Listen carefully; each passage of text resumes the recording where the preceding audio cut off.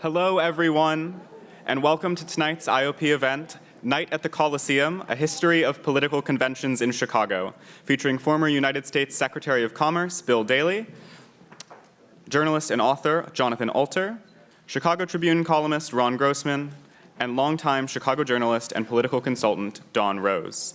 This event will be moderated by the IOP's founding director and former senior advisor to President Barack Obama, David Axelrod. My name is Oliver Zajac, and I'm a first-year student in the college, majoring in political science and urban studies. I'm excited to welcome tonight's speakers, each of whom is an expert in the history and politics of this unique city. Secretary Daley is a Chicago native who led the Department of Commerce under President Clinton and has worked in Illinois and Chicago politics for over 40 years, including serving as the co-chairman of the 1996 Democratic National Convention Host Committee. He lives to this day on the north side of the city, a fact I know because a local campaign I was working on called him just this weekend to get out the vote. Jonathan Alter is a best-selling author and Emmy Award-winning documentary filmmaker, known for his writing about American presidents and currently a contributing correspondent to NBC News, as well as the producer of the newsletter Old Goats, Ruminating with Friends. A professor turned newspaper reporter, Ron Grossman's weekly articles highlight pieces of Chicago history and contemporary social commentary, often focusing on forgotten or under-discussed movements in the city. Don Rose, a sometimes critic and sometimes ally to prominent Chicago politicians, is a journalist who has written for publications around the city, was once a press secretary for Martin Luther King Jr., and represented protesters at the 1968 Democratic Convention. Finally, our moderator tonight is David Axelrod, the founding director of the Institute of Politics. Before our panel begins, I have a few housekeeping notes for everyone. Please be sure to silence your cell phone. Also, at the end of the event, we will leave time for questions. So when the time comes, please line up behind the microphones that will be placed in the audience if you would like to ask a question. As usual, we will give first priority to students. In addition, we have a quarter full of great events. You can join us tomorrow night at 5 o'clock in Bond Chapel, which is next to the Divinity School, for our event Burning Tech, The Master Speaks with Kara Swisher. On Friday, there will also be a live taping of the Axe Files with Sister Simone Campbell in the IOP living room at 10 a.m.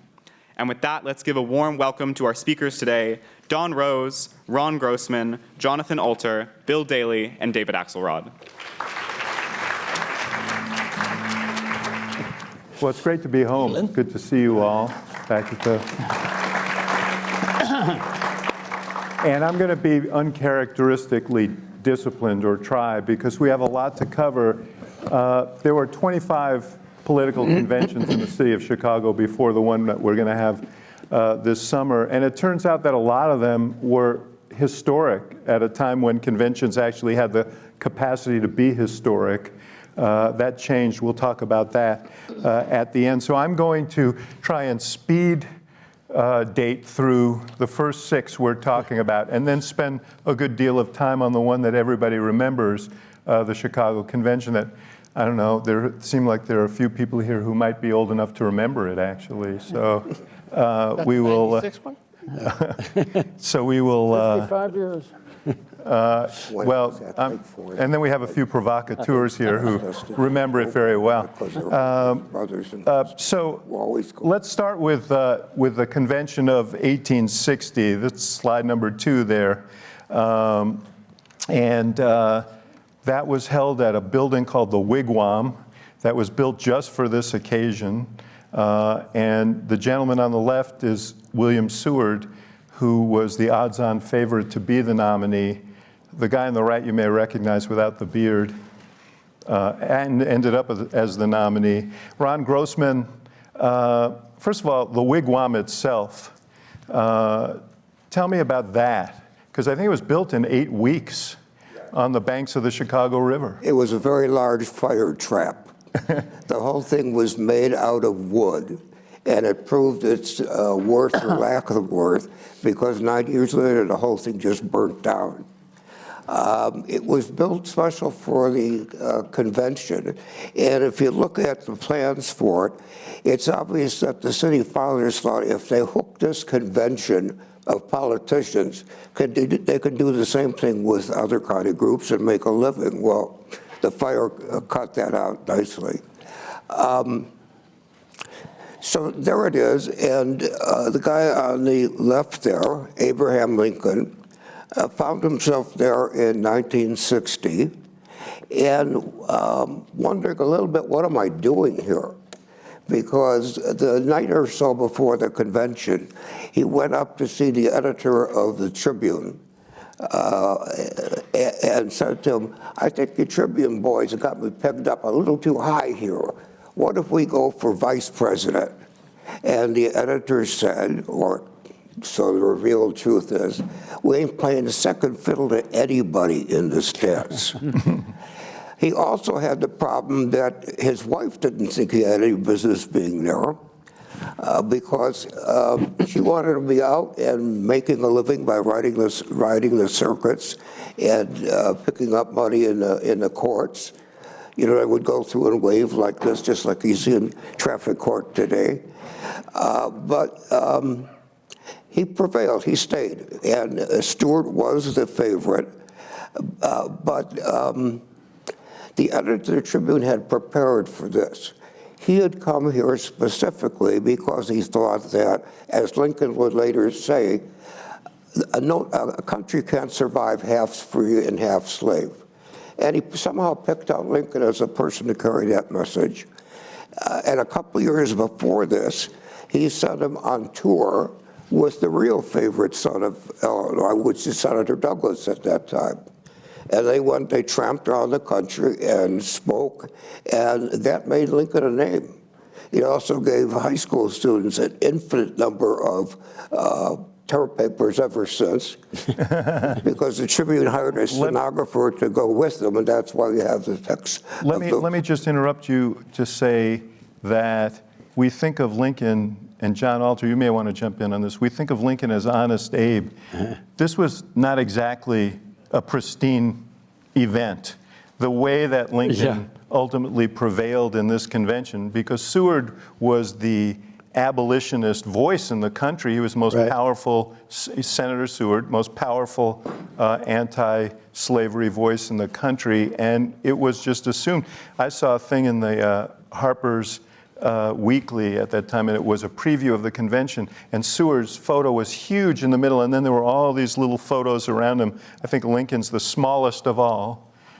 So he did amazing personal myth building, and he also played a very slick game of politics. On the latter one, he pretended like he was going to cut no deals to get the nomination, but he had his people offering Simon Cameron, who was from Pennsylvania and controlled the Pennsylvania delegation, Secretary of War, which he got the job. And Lincoln said, who, me? I'm not offering anything to anybody. So the team of rivals was... Yeah, that was starting at the convention. And then he also remember they called him the rail splitter? Yes. So they actually had people going into the wigwam with rails that supposedly he had split, but he hadn't. It was fake. But it guaranteed and signed, $35 each. Right. We all need good PR, man. So, and the team of rivals thing is important because several of the people, Salmon Chase, several of them ended up in his cabinet, and some of it Seward. As a result of Seward himself as Secretary of State. But obviously, this was a huge hinge in history. Let's go to 1896, I should say. So the country had come through a very deep depression. It was in large part connected to the gold standard and speculation around gold, and our currency was pitched to gold and our gold reserves, and this was deeply felt, particularly in rural areas and among working people, 25% unemployment, and the Democratic Party had the White House. Grover Cleveland was the president. He was leaving. And William Jennings Bryan was a 36-year-old former congressman from Nebraska who came there ostensibly to push a platform to move away from the gold standard, to add silver into the mix to try and inflate the currency. And Don Rose will appreciate this, not because he was there, but made perhaps the greatest populist speech ever, the Cross of Gold speech. And you can maybe see some of the language, the ultimate. You shall not press down on mankind this crown of thorns. You shall not crucify it on a cross of gold. Exactly, exactly. But you read the rest of it that doesn't refer to the gold standard, and just his reference to the working class versus the money class. Remember, this was the Gilded Age. So he makes this speech, and he apparently intended it this way, but he makes this speech and he storms the convention. He's not a candidate going in, he's the nominee going out, 36 years old, still the youngest nominee in the history of American major party politics, and he became the nominee 2 other times. He was Secretary of State under Wilson. Ron, the thing I learned when I was looking into this is this all happened a few blocks from here. Yes. That's the Coliseum of those days. And it was at 63rd and about Stony Island. Huh. I owe that to Alderman Burke. I one time was going to put it in the paper as second base on the diamond inside of the ballpark, and he straightened me out on that, so we owed it to him. And that's how you learned where it was? He didn't handle the property tax field. Anyway, we move on. Let's go to 1912. 1912 was such an interesting Republican convention here. The Republicans had the White House, William Howard Taft. He had been Teddy Roosevelt's designee to succeed him when Roosevelt reluctantly decided to give up the presidency in 1908, and quickly became restless and unhappy, and came back and tried to take the nomination back from Taft. And Ron, how did that go? If you look at the two of them, they are different in every aspect, starting from what their tailors would see. Teddy Roosevelt was a fitness freak. He hunted, he climbed, and all of that. And Taft ate. That was his unique sport. He weighed about 400 pounds.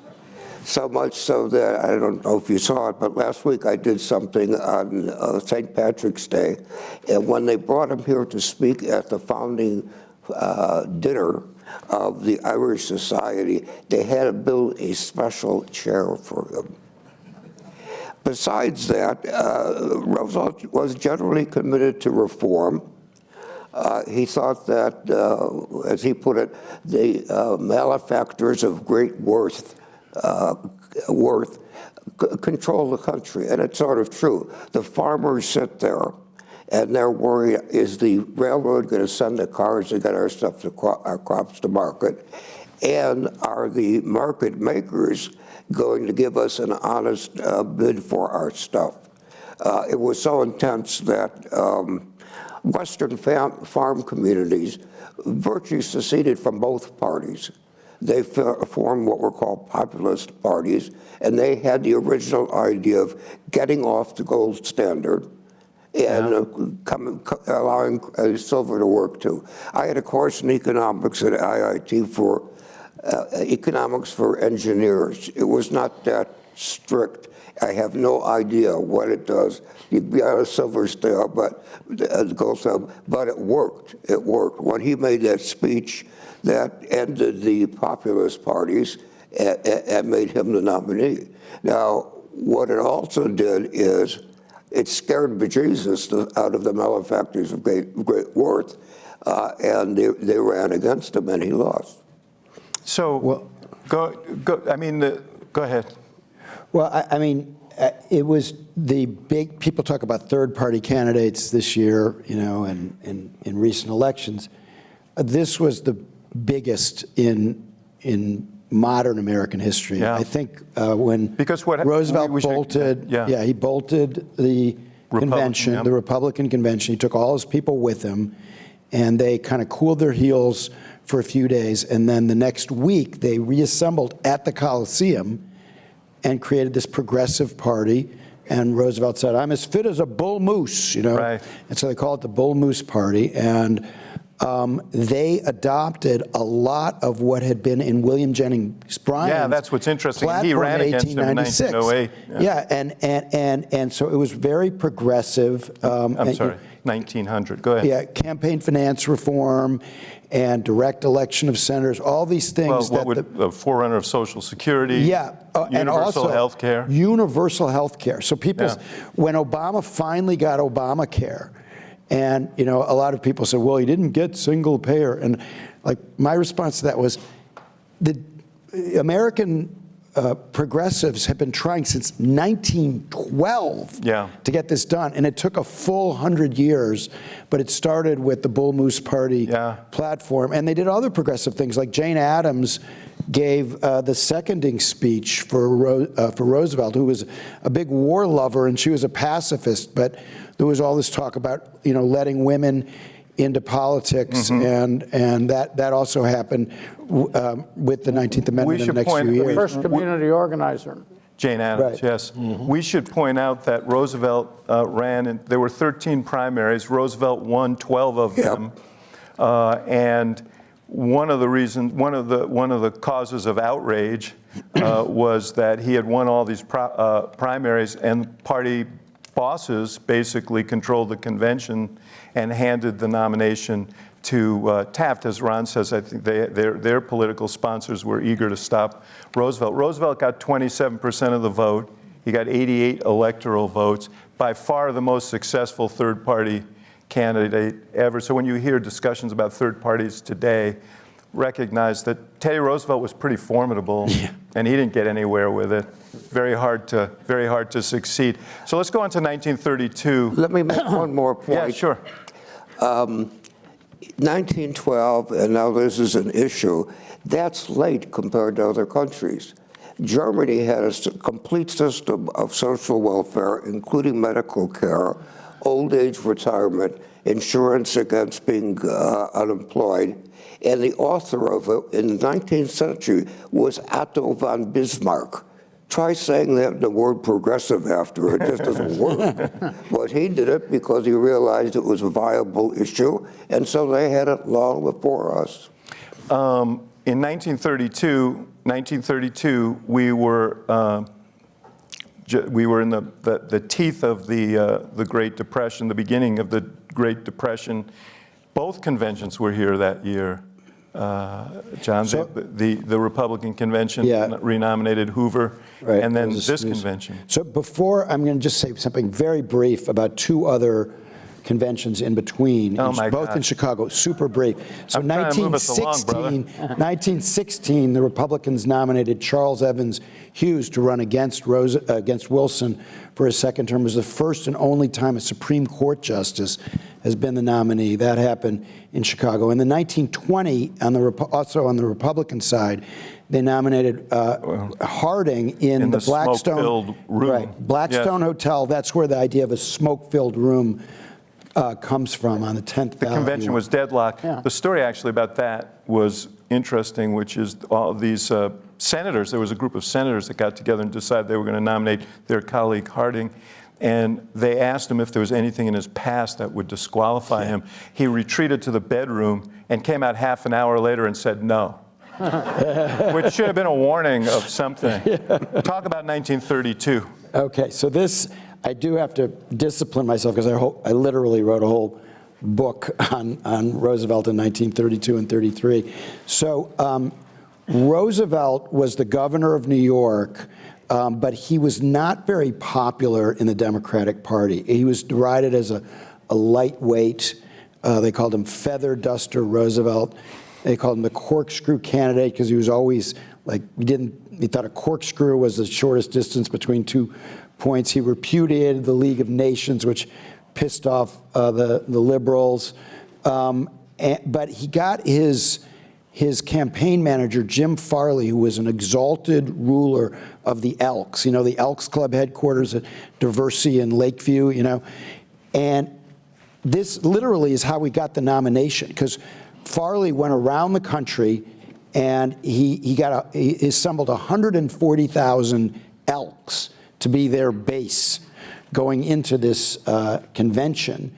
And then, but Roosevelt had strong opposition from his fellow New Yorker, Al Smith, who he had succeeded as governor, and they had this terrible feud. He was the nominee in 1928. He had been the nominee in 1928. He wanted it again, and Smith ended up walking out of the convention when he didn't get the nomination, and basically he cut a deal with this guy named William Gibbs McAdoo, who was Woodrow Wilson's son-in-law, had been his Treasury Secretary. And this guy, there's a lot of dispute as to how Roosevelt got the nomination on the fourth ballot. It was a very close call. He almost was not nominated. People didn't think he was healthy enough to be president. They didn't know the extent of his disability, but they knew he was lame, and they thought he didn't have the energy and couldn't do it.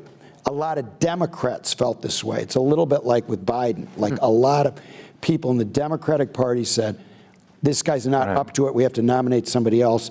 But they went ahead and nominated him, in part because he understood the crisis of the Depression.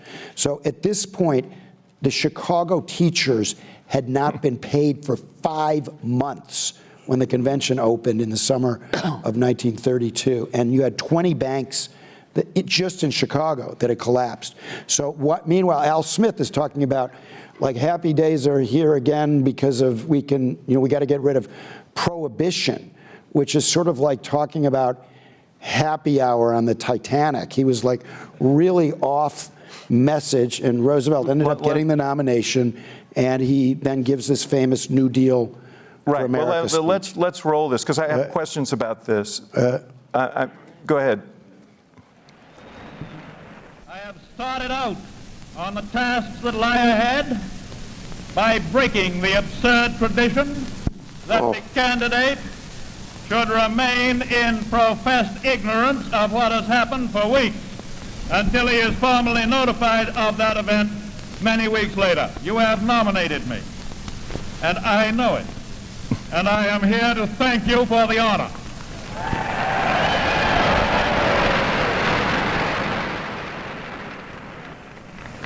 That's magic every time you hear it. That in so doing, I broke traditions. Let it be from now on the task of our party to break foolish traditions. We will break foolish traditions and leave it to the Republican leadership, far more skilled in that art, to break promises. This convention wants repeal. So now he talks about prohibition. At the end, he said we want to get. I wanted actually just to get to the end point, but let's stop right here. Okay. But I want to ask you a question, because you know too much. I know, it's the problem So on this particular thing. I want to, but you talk about the concern about Roosevelt's health. He mentioned there he was the first president, the presidential nominee, to address the convention and accept the nomination, because the tradition was you'd send a delegation to tell the presidential nominee that they'd been nominated, and he said, which they all knew, so was it to show his virility, to show his energy, that he flew from Albany to Chicago? Partly. So remember Len Dupre, the great former alderman from this area. So there are a lot of students who probably don't. But he was one of the great aldermen in the history of Chicago, and he was at the 32 convention. I interviewed him for the book, and he said throughout the whole convention, no enthusiasm for Roosevelt. They thought he was, for the reasons I mentioned. So he needed to do something to electrify the convention. And remember, this is only 5 years after Charles Lindbergh has flown over the Atlantic. Aviation is new. It would be like landing at the convention, in a space shuttle or something like that. The idea that he flew to the convention, appeared there in person. It had never been done before. So Lincoln didn't go to the wigwam, for instance. Right. He didn't even meet his vice president, Hannibal Hamlin, until after the election. These guys, they maintained a distance until Roosevelt flew in and accepted this nomination in person. He went right from Midway to the Chicago Stadium. Everybody where on the flight conventions- got sick, but him apparently. And Eleanor, who liked flying. Yeah. And Eleanor had not wanted him to run. She was totally against it. She threatened to leave him if he ran. It got seriously messy in their marriage. But she loved the flight to Chicago. And then he gives this electrifying speech, which transformed everything, basically got him elected right then. And the New Deal, which was just a kind of a... He mentions it at the end of this. At the end, it had been kicking around. It had been in a New Republic article or something.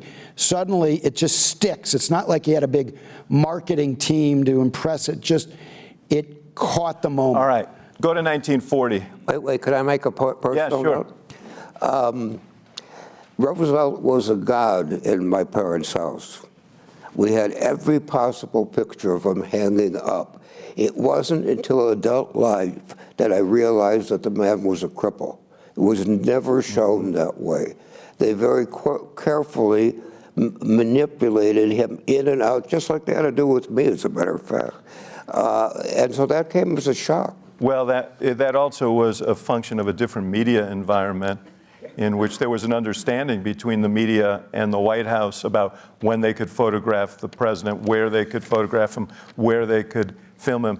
Let's go to 1940, and Bill, you'll take particular interest in this. Roosevelt now, John, he is seeking he is in line for a third term. He doesn't want to ask for it because it breaks the tradition that George Washington said of only 2 terms, but he knows the war is coming.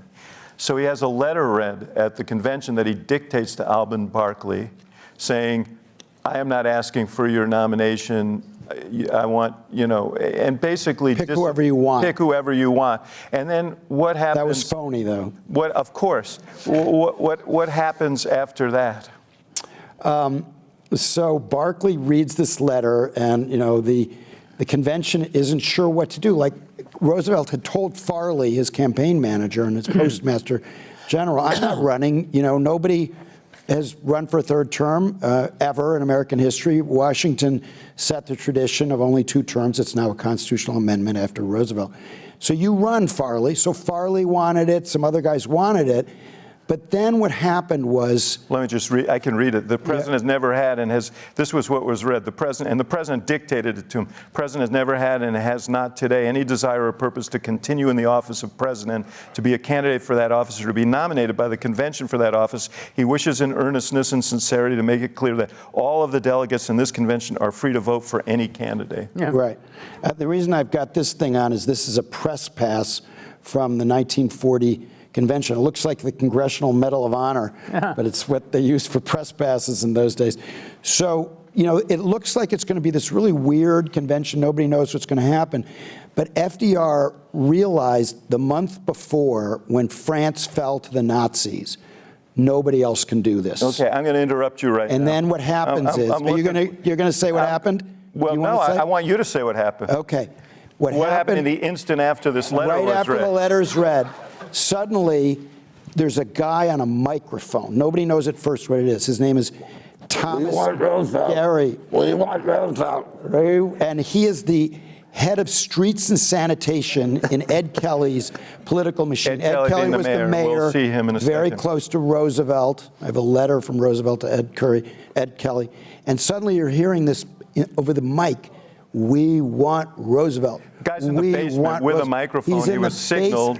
So he controls, they called it the voice of the sewers. Yeah. That's what the press called it. So suddenly... And then we should point out there were 200 city workers spread throughout the arena this was all to pick rigged. up the chant. When he started, it was all prearranged. It was all orchestrated. And then suddenly the other delegates are hearing, we want Roosevelt. And then everybody's going, we want Roosevelt. And they drafted him, quote unquote, But he, he had orchestrated it all behind the scenes. You know what? As an aficionado of Chicago politics, Bill, though, you got to love the story. Well, if it wasn't for the patronage, you wouldn't maybe have Roosevelt lead the country through the Second World War.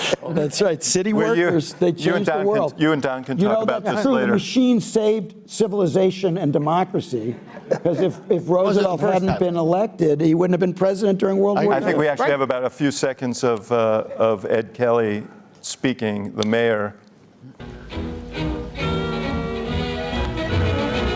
The Chicago Stadium is the setting for the Democratic Party's National Convention, assembled to nominate a candidate for the presidency of the United States. Amid scenes of enthusiasm, Chairman Jim Farley calls the convention to order, and the mayor of Chicago rises to nominate President Roosevelt for a third term. We will stand and put forward and confirm again that God sent guardian of our liberty, the kind of man that mankind needs, our beloved President Franklin D. Roosevelt. Yeah. So it was Ed Kelly's guy in the basement with the microphone to. So this would be a good reason to have conventions in Chicago, right? We're efficient.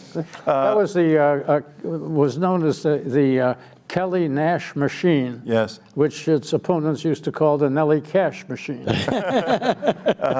Let's go to just very quickly, gang. 1952, and it was that was a year, 20 years of Democratic administrations, come through the war, come through the Depression. Truman was leaving office, very unpopular, and the Republicans recruited Dwight D. Eisenhower, who was a god for having led the invasion of Normandy and the decisive battles in the war. So it was a very, very difficult task. Adlai Stevenson was the governor of Illinois. He did not enter the convention as a candidate, although President Truman apparently wanted him. He was a reluctant candidate, and he made an opening speech to this convention, and over the course of the convention, and partly on the basis of the speech, he became the choice. Talk about I brought a bunch of buttons that people can come up and see afterward if you want. Illinoisians' favorite son, Stevenson. Wow, not good, but it worked. And I also have a pin. It's of a shoe. John will have a souvenir stand. I've got a souvenir stand. But I just want to tell the shoe story because it became very big in '52. So there was a photograph of Stevenson from kind of like the photographer would be right there, and he had a hole in the sole of his shoe, and that became kind of the symbol of Stevenson working so hard. He couldn't beat Eisenhower, obviously, but that he should be the guy the Democrats went for in '52, and then they did it again in 1956, also in Chicago, and he opened up the convention. For the vice president. Yeah. John F. Kennedy was a candidate for vice president. But the only thing I want to say about that since was in '56 was when he famously said, when someone shouted from the audience, "Every thinking man in America is for you, Governor Stevenson," and he said, "Yeah, but I need a majority." So let us now go. Let us now turn to 1968, and we are lucky to have with us two people who have unique perspectives on 1968 and from very different vantage points. Bill Daley was sitting in the convention hall and accompanying his father around, Mayor Richard J. Daley, during that period of time. Don Rose was on the street helping lead the protest. I think, Don, you would have been indicted with the Chicago 7 if you had had to cross state lines to participate. Yeah, good for you. Another reason to live in Chicago, I guess. I want to talk about what was going on outside and what was going on inside. So let's, before you roll the tape, hold the tape. For you younger folks, you've studied the history. Others have lived it here in this room. But 1968 was a year like none other in my lifetime, and I think maybe in the whole history of the country, it felt like things were coming apart. President Johnson was driven out of the race for re-election by a peace candidate, Eugene McCarthy, who did well in New Hampshire. Bobby Kennedy got in the race. Over the course of the race, Martin Luther King was assassinated, and Bobby Kennedy was assassinated shortly before the Democratic Convention when he won the California primary that night. And it seemed like all of these forces were descending on the city. There was tremendous dissension and unhappiness about the war. Don was involved with that. And these forces collided on the streets of Chicago, and the story was very much inside the convention hall and especially outside the convention hall. This is David Brinkley talking about it. Chicago at Balbo and Michigan Avenues. There has been in progress for some time a peace demonstration. The police have come to put it down. The National Guard has been called to help.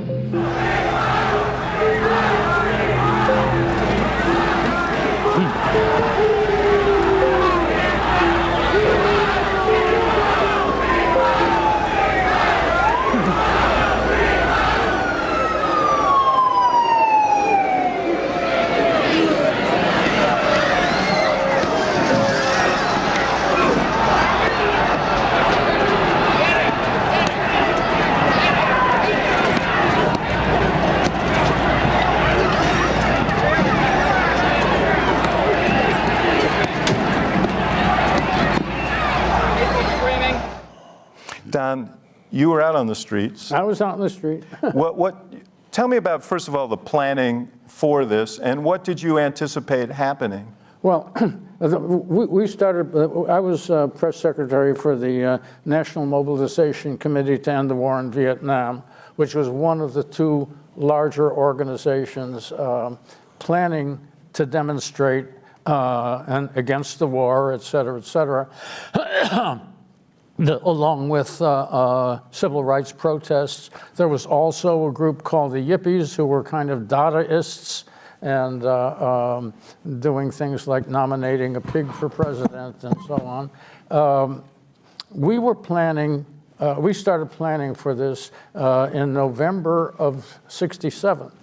And we planned a series of events. We wanted a march. We wanted to have a demonstration within eyeshot of the convention and so on. And all through this period from early '68 through all the terrible things that happened, the killings and so on, we kept trying to deal with the city to get a marching permit, to get a parade permit, to get a place to stand within eyeshot or earshot of the convention, all of which was turned down. Our final effort, we had on that Wednesday morning, we planned a large, Wednesday afternoon actually, we planned a large meeting at the in front of the band shell, the old band shell. In Grant Park. In Grant Park. In Grant Park, yes. And the Democratic headquarters was in the Conrad Hilton. Yeah, and well, we had a whole episode the night before at the Hilton with, that was the first big confrontation. And we had already experienced the nightclub and the nightsticks of the police in Lincoln Park and so on. So we were quite a bit wary. And without a parade permit, we planned to march. We had wound up with something close to 10,000. We planned to march and obey all the traffic signs, march on the sidewalk, and obey all the traffic signs, which we had done successfully during the civil rights era when we had marched on City Hall and so on. And that was legal. There was a big disruption by the police in the middle of at the beginning of the rally, and they suddenly disappeared after clubbing 30 or 40 people very seriously. Anyway, we started assembling to go to take the march to the convention hall. And I since as a Chicagoan, I was there to help them show the way on the easiest route, walking down the sidewalk. And we get over to Balbo, and they stopped us. And we kept saying we're going to walk on the sidewalk. We can do everything legally and so on and so forth. And we were halted for at least an hour when all of a sudden we hear some explosions and start smelling tear gas. And everybody breaks up there. I made it across the bridge. I happened to have a press credential because I had a newspaper here in Hyde Park at that time. And by the time we get to Michigan Avenue, and some took different routes, it really, the tear gas was really ugly if you ever experienced it. So this just broke up that thing, and we get to... I don't mean to interrupt the narrative, but the gist of this was there was a huge confrontation, police marching on the demonstrators, confrontation. Oh, yeah. You were the one who encouraged this notion of the whole world is watching. Yeah, I coined that. And was that, I mean, was this whole thing planned as a television event? To an extent. I mean, we knew we were going to be covered. I mean, we were covered in the course of the whole year. What was the goal? The goal was to get to the convention and make our protest against the war, hoping, but I don't think anybody seriously thought that they would not nominate Humphrey, that they would... Vice President Humphrey Johnson. Vice President Humphrey. George McGovern was the choice of the former Kennedy people.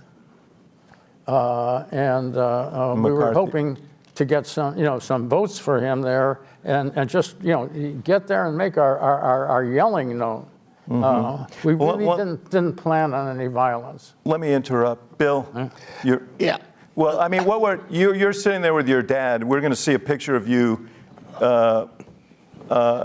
And I can say this because I'm follically challenged myself, but you had a lot more hair back then. Really? And you were a lot younger. We all did. But you were there, and your brothers were there on the floor. And just tell me, what were, from your vantage point, what did your father know? What was he thinking? You're sitting in the convention most of the time. Yeah. First of all, you can't just take what happened at Balboa, Michigan in isolation. Obviously, David mentioned what happened in the country and the world. I mean, the Paris riots, youth riots, Russians invaded Czechoslovakia and nobody did anything. So you had this world, seemingly surely America, boiling over, and the top was taken off in Chicago. But you can't just take what happened at that moment at Balboa, Michigan. You had a run-up. You had a run-up in the country, not just that year, but we had race riots throughout the country in 66, 64. So you had enormous amount of disruption going on in the country. My father saw his role. Discontent. And enormous discontent. You had 500,000 kids in Vietnam, and the country had turned against it. Even people who had been strong supporters of it and of the president, and he was chased out of office. Anyway, so the days running up to the Balboa, Michigan fiasco, you had tear gas in hotels, not by the cops, and you had this sort of crazy sense going on in the city from Saturday or Friday leading up to the Wednesday night Balboa, Michigan event. So even, I'll give you an example. We grew up about a mile from the amphitheater, which was on the south side of 42nd and Halsted. Which is where the convention. Where the convention was. And one morning I came out of the house going somewhere. This was a couple of weeks before the convention. And an Air Force jet went over the house like at treetop levels, like crazy. And that night, there were pictures Dad brought home, sort of that were taken of the area for security purposes. That's how crazy the sense was of the country. But we were in the convention hall when this actually happened, and you didn't have I had a phone in a briefcase that you could call an operator, answered, and say, connect me with something. But there was no instantaneous knowledge of what was going on. So people were saying there's a riot, and we were like, what's going on? It wasn't like the walkie-talkies that the cops had or others had only worked basically in the building. So there wasn't the sense that, and I know there was maybe a perception that my dad was there saying, okay, pick that one, I'll go get him, blah, blah, blah, blah, blah. But it was kind of crazy to us that this had all broken down at Balboa, Michigan at that moment. But there was as much chaos on the floor of the convention, a political chaos going on, that he as a political leader and trying to help Humphrey get the nomination was as important in some ways to him. Can I interrupt you here? Because I know you have some knowledge here of your father, presumably, he was very close to the Kennedy family. Bobby Kennedy had won 2 primaries the night that he was assassinated. Presumably, your dad would have pushed for his nomination. Right. But he also had an alternative plan before he endorsed Humphrey. Talk about that. Saturday night, I was 20 years old, and so I was part of the host committee, and the California delegation arrived at O'Hare. They had a charter plane from LA. So I was there to greet them, BS. And I did have this phone in a briefcase. So Jess Unruh, who was the chair of the California delegation, comes down the stairs, and I said, Mr. Unruh, I'm Bill Daley, my dad welcomes you to Chicago. He said, I need to talk to your dad right away. So I literally opened this briefcase, gave him the phone, hung up. I didn't listen to the conversation. I go home that night and went back to change to go out, because Saturday before the convention, a lot of parties. And my dad says, don't go out. I said, why? He said, because we're going to endorse Teddy Kennedy tomorrow. And I'm like, what? He said, yeah. And the Illinois delegation met on Sunday, and they postponed their vote. And he and Unruh were trying to put it together. Sunday night, he went for the final tour of the convention hall, amphitheater, and I was with him, and we had a trailer that he could use, and there was a phone in it. And Kenny O'Donnell, who was one of the Kennedy advisors, and Steve Smith, Teddy Kennedy's brother-in-law, were at the Standard Club under probably Grossman and somebody else's names. The Standard Club was a Jewish club, so there weren't a lot of Irishmen hanging around. I wouldn't have gotten in. Yeah. And he called them and said, is this guy in or out? And this was Sunday night. And he said, I don't know if it was Smith or O'Donnell, said he's out. So he hung up the phone and he said, we're going with Humphrey tomorrow. And that was Monday then, he endorsed him. So, interestingly, he would, if had Kennedy lived and he endorsed an anti-war candidate, there would have been a different feel, Don, would there not have, at the convention? Oh, absolutely. Yeah. And had that happened, the whole structure would have been different. I think by the killing of Kennedy just sent everything up for grabs all around the country. Yeah. And who knows? We might have walked arm in arm out with Mayor Daley. I doubt it. Yeah. So what was going on outside the convention was known to the news media because they had reporters out there. There were incidents like this within the convention. Oh, this is a young Dan Rather. Push me, please. Sir, I know you won't, but don't push me. Take your hands off of me unless you plan to arrest me. Wait a minute. Wait a minute. Well, Walters, you can see. I don't know what's going on, but these are security people apparently around Dan, and obviously getting roughed up. I tried to talk to the man, and we got bodily pushed out of the way. This is the kind of thing that's been going on outside the hall. This is the first time we've had it happen inside the hall. I'm sorry to be out of breath, but somebody belted me in the stomach doing that. What happened is a Georgia delegate, at least he had a Georgia delegate sign on, was being hauled out of the hall. We tried to talk to him to see why, who he was, and what the situation was. And at that instant, the security people, well, as you can see, put me on the deck. I didn't do very well. I think we've got a bunch of thugs here, Dan. If I may be permitted to say so. Well, mind you, Walter, I'm all right. It's all in a day's work. Well, I saw the performance, and it didn't look very good from here, I'll tell you that. All right, okay. I was not far from this actual incident, okay? And this was the first convention where credentials were really important. They didn't have magnometers, to walk through, but there was because of the assassinations and all that. This is the first real convention with security credentials, and security people that really were over the top. Even the '60 convention, which I was at with my dad, was nothing. It was crazy. He had no credentials. The security people were taking this guy off the floor. They were trying to confirm whether or not his credentials were real. I was about 10 feet from this.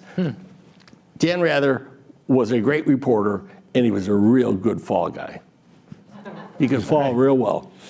So let's I can see the clock, thanks. Let's take a look at this speech, and you remember this well.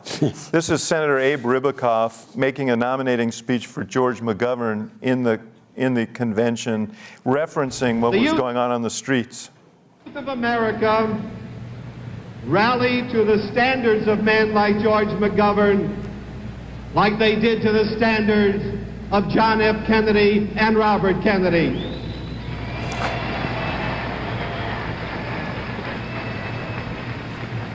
And with George McGovern as President of the United States, we wouldn't have to have Gestapo tactics in the streets of Chicago.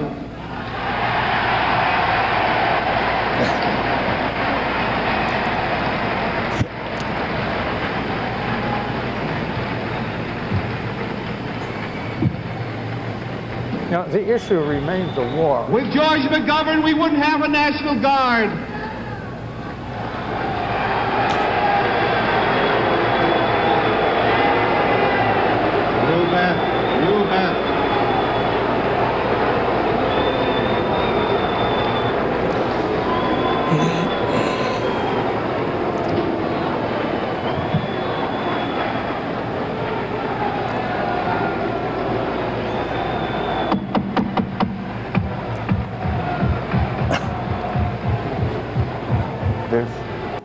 There's your brother, Rich. Yeah. In fact, there's a photo, I think, up there. Isn't that you in the upper right? Yeah. So here's the story. What really pissed everybody off wasn't, and again, this was going on while the chaos was at Balboa. On Friday, the Illinois delegation, which my dad was the chairman, had a rule that nobody but the candidates could address the convention, the delegates, which was supposed to meet on Sunday, the event that I mentioned, that he postponed the endorsement of Humphrey because of the possibility of Kennedy. Ribicoff comes to his office on Friday afternoon with McGovern to see him and pleads with him to please let Ribicoff says, who knew my dad, let me introduce McGovern at the delegation. So I said, sure, Abe. I was there. It was like everybody was friends.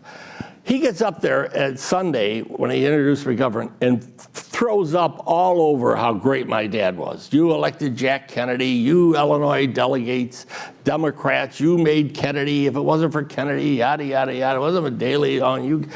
And then 3 days later, this is the evil umpire. So that energy, that really pissed everybody off, along with those words, obviously. One last story.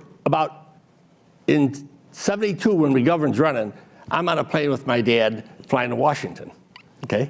This is in the general election, during the general election.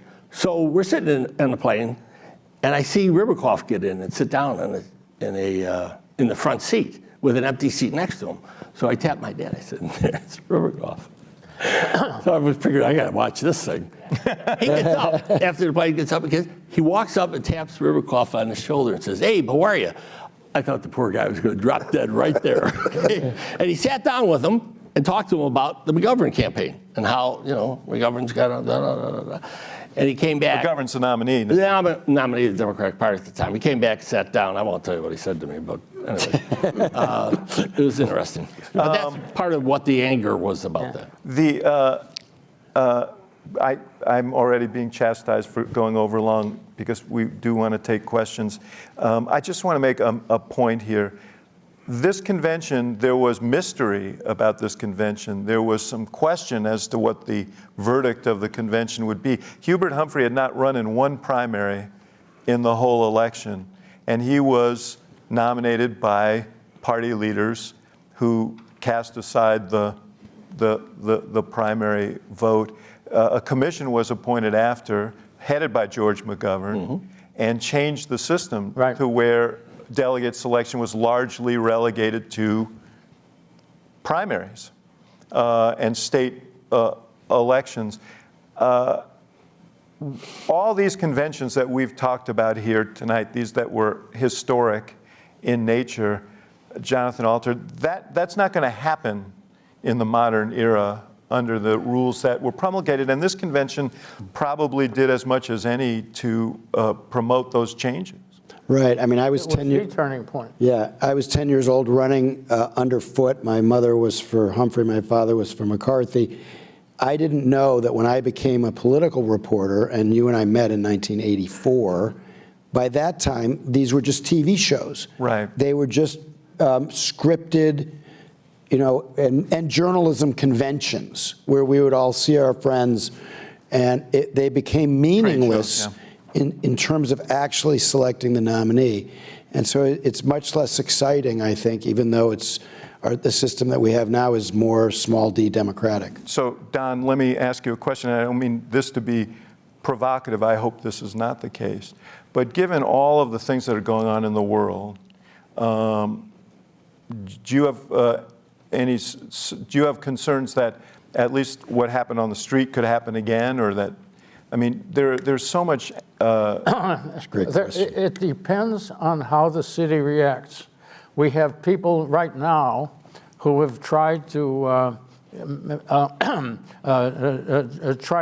have marches and places to stand and protest, and the city, under this great progressive mayor, has rejected them all and given them alternative routes that will take them miles away from where the convention is being held. Now, if that continues, and more people come in, you know, we don't know where the war is going to be in Gaza, in Gaza and by November. But if the turmoil... Well, this will be in August. This will be August. That's right. So that's very soon. And it depends on the reaction of the city. If the city keeps rebuffing it and people are feeling, you know, they're going to protest anyway, they may act up, the cops may act up, and so on. I see a lot of parallels, although at the moment, I think the anti-Israeli war faction that would be criticizing the Democratic Party currently is certainly not as large as the anti-Vietnam War was. But I see a lot of parallels of this taking place in miniature, and I would say we also have largely up to Mayor Johnson. We have a migrant issue in the city as another, well. The migrant issue is another. And we don't know where that's going to be. Yeah. All right. Do I have time to ask questions? I do. Great. And there's a microphone over there. So anyone who is interested in asking questions should. And students first, please. I don't see anyone behind me. I'm an alum, if that means anything. I just have a question. What is the relationship between the DNC in Chicago specifically that has allowed Chicago to see so many conventions hosted here? What is the relationship between the DNC and, say, the institutions like the mayor and the police that may have, you know, and set up the stage for what we saw happen in 1968? Well, you know, one thing I should have said was that, I mean, Chicago was a convention city because it was a center of the country and it was a convenient place for people to gather. I mean, there were other elements to it. That's no longer, you know, so that you sort of raised the why is Chicago. It wasn't like an inside game where Chicago had these committees wired. It was really just a matter of convenience that Chicago would be a convention town. But and you had a minor struggle between the Pritzker people who won and the Johnson people who lost for running the convention. But the question is, what's the relationship between the Democratic National Committee and the campaign? It's really the campaign. Yeah. Yeah, the campaign picks it. The president picks it.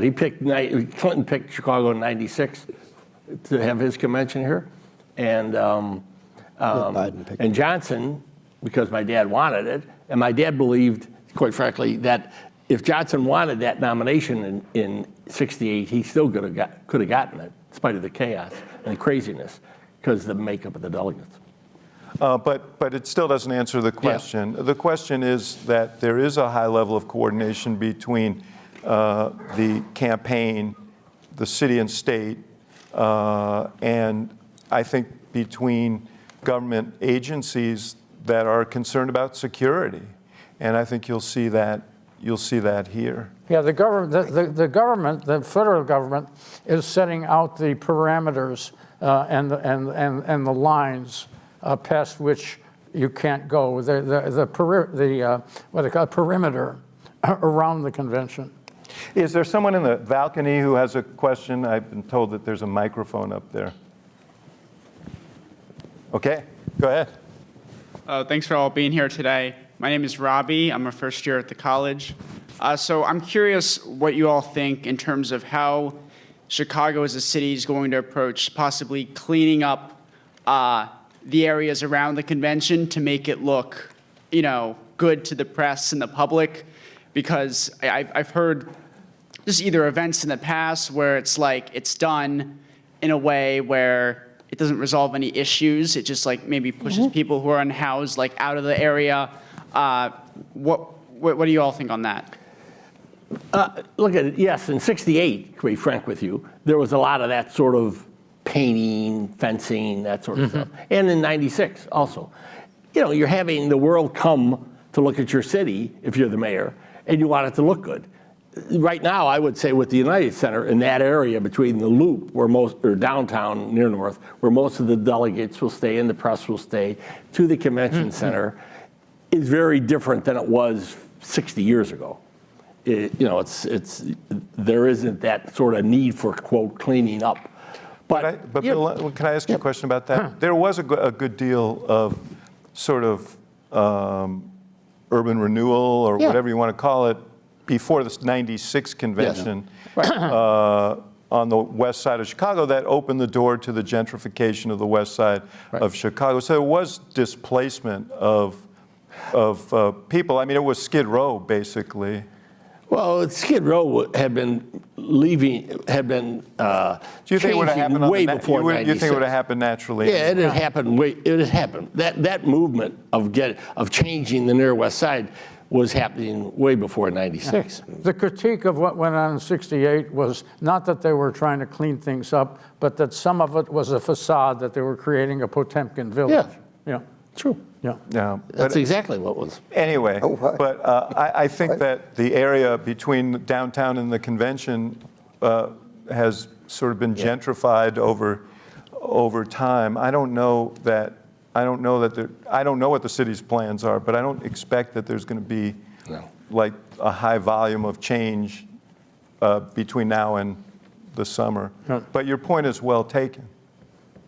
Yes. Hi, thank you all for being here. My name is Lindsay. I'm a first year in the college.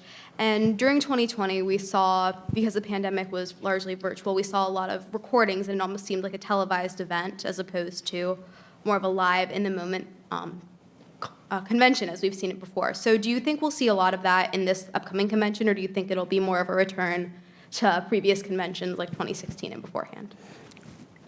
This is a really important question that you've raised. I think it's going to be more like 2020 than people realize, because the Democrats, and I think the Republicans as well, feel that COVID kind of helped, because it let them do even more of a TV show than it used to be, where there was even less room for spontaneity. And they don't want spontaneity. No. They want it controlled. So I think you're going to see a lot of kind of packages, slickly put together pieces of propaganda for each of the parties. And it'll be more like 2020 and less like an old convention. Yeah, I will say, in just reading up for this event, I was thinking, man, I would have loved to have been at any of those conventions where they were actually nominating people and where there was real spontaneity and mystery and so on. It's much more interesting. But nonetheless, the stakes are very high for these TV shows because they do set a tone. I think those conventions, particularly I think the Biden convention helped them greatly in 2020. It's hugely important again for saving the republic. There's a question up in the balcony. Bit of a follow-up to that. You mentioned that it's now mostly political theater. That in the past the delegates actually pick the nominees. What do you all think about the multiple states are going to be sending uncommitted delegates now to the convention? Is there a historical precedence for this, first of all, and second of all, how do you think that will affect this convention? Well, not much because both candidates have already secured enough delegates to win. I mean, uncommitted delegates mean more. A lot of states back in '68 sent favorite son delegations to the convention to maintain their maneuverability in the convention. Now the answer is given, and I don't want to, especially because it's in our city, I don't want to completely denigrate the idea of the importance of conventions because they do give you, it is a chance for parties and candidates in particular to tell the story they want to tell about where they want to lead. And you get a significant number of people watching that. That is valuable, but it's just not what it was. It's not, there is this mythology that that these are about nominating candidates. Candidates are nominated by voters. Yeah. This is about essentially codifying it. Excuse me for interrupting, which I did. That's okay. I do it all the time. In theory, there's supposed to be a party platform developed there. And that could be significant, if everything else is decided. They could develop a good party platform, which gives people something to run on. And those fights have been significant. Yeah. So one of the signs of the threat that democracy is under is that the Republican Party at its last convention 4 years ago did not even issue a platform. It's become a cult of personality, and the platform is now irrelevant. And it'll be interesting to see if they do that again, but that's a very dangerous sign when a political party doesn't even adopt a political platform. Go ahead. Hello, my name is Jacob. I'm a second year in the college. And kind of to continue this through line, and this is, I guess, kind of a good endpoint to it, but as we've seen now, the conventions have no political utility in their original intent. Yes. And they've seen in recent years since that transition's been made, especially with Obama's speech in 2004, that they can be kind of like kingmakers, create the new face of the party. And as we reach a new, more disparate media environment, where maybe events like this won't have the wide-ranging impact that they would 20 years ago, will we maybe see the convention as this major political institution, cities bidding for it, a big competition? Is that at risk? What do you think, Bill? I think for cities bidding, first of all, there's very few cities that can handle a big convention. With the number, and Democrats have a lot more delegates usually and other people who come to the convention than the Republicans do. So there aren't a lot of cities that will do it. And there's the risk reward. To be very honest with you, when my brother Rich, when he was mayor in '96 and got the convention, and we had a big sigh of relief after considering the '68 one. So we never thought a convention would come back to Chicago after that. The risk reward is enormous. And for a mayor, any mayor, and the economic boom, to be very frank with you, is questionable. But the risk reward is way out of whack, in my opinion. Hey, let me if I had one for mayor in 19, I wouldn't have bid for it. Did your brother think of '96 as a way to sort of expunge the record from '68? Yeah. There's one more question over here from, not a student, but. Well, once upon a time I was. Could be. Looking around at the young people, My question is going to be what are your thoughts on how we can get the young people more involved in the conventions? And I'll tell you why I asked that. In 1960, I was a 17-year-old flag boy at the Republican National Convention here in Chicago. And as I stood up there in the front holding the flag 10 feet away from President Eisenhower, it was just amazing to be there. And that's what got me started down the path of my interest in politics and being involved. 4 years later, my fiance and I were present at the 1964 Democratic Convention in Atlantic City, compliments of Bill's brother Rich, who provided the tickets. And that started her on a political career, and she ended up, as I told Bill yesterday, as the mayor of Glenview for 8 years. So it's very important to get these young people involved, and I just wonder if there are programs to do that I don't know about, or how do we go about getting the young people more involved? Well, that is a planted question, I think, because the Institute of Politics is deeply involved. We are organizing a series of events around the convention, including a gathering of young people from around the country to talk about engagement, voter engagement, and so you're absolutely right. And as you were asking the question, I was sitting here thinking that I don't want to sound so jaundiced, because the things that happen at conventions, though they aren't what they were, can still have tremendous meaning and can still be incredibly inspiring. I was on the floor when my friend Senator Obama spoke in 2004, and that was a historic speech because it set in motion the events that led to his nomination 4 years later. But it also gave people hope and a sense of direction and a sense of possibility. And the thing about democracy is that some have heard me say this, it's an ongoing struggle between hope and cynicism. And cynicism is pretty easy to find these days. But democracy is our chance to grab the wheel of history and turn it in the direction we see as most appropriate and fitting to build the kind of future we want. And at conventions, we discuss those things. And I was inspired to politics by John F. Kennedy coming to my neighborhood in 1960. I was 5 years old making a speech. And I didn't even know what the speech meant, but it seemed really important. I've since read it on Google. But now, is that a question? That's probably someone telling me to wrap up. Okay. Well, I hope that we have a great convention here in the city, and I hope that we do find inspiration in it. And I hope that it is a peaceful convention in which ideas are shared and debated. But yeah, to the young people here, you're going to craft the conventions of the future. So take notes and do it better. And the stories we told today inspired me of what happened at those conventions. So even under in the new context, there are possibilities here that we should work toward. Anyway, thank you for coming. Good night.